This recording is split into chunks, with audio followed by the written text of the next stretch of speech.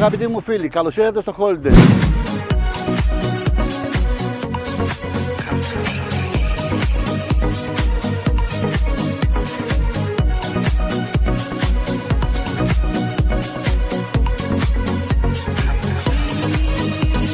Έχουμε φύγει από το παλιό παιδινό, αγαπητοί μου, φυσικά αλλάξαμε και η πρώτη μας δουλειά για αυτή την ημέρα να κάνουμε τη βόλτα μας που αλλού στην αγορά της Σμύρνα.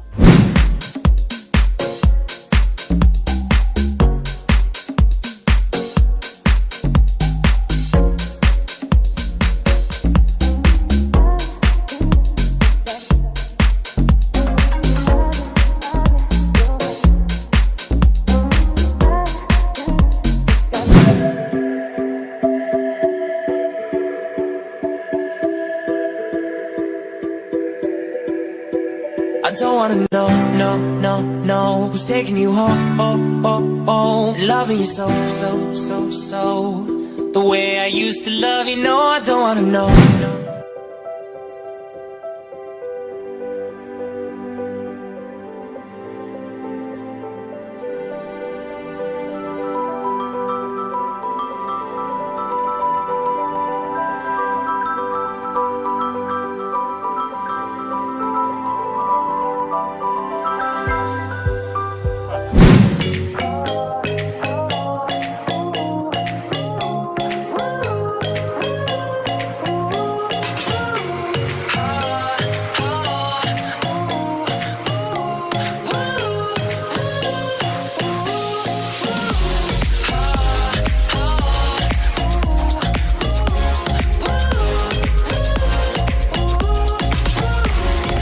Και φυσιολογικά θα πρέπει να επισκεφτείτε το κάστρο.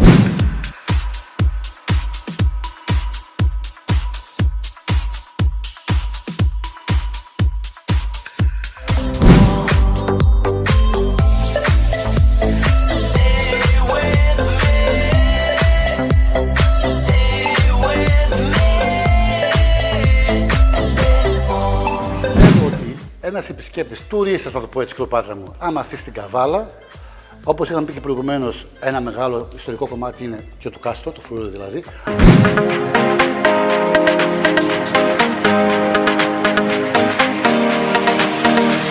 Καλησπέρα Διογέννη, καλώς ήρθατε.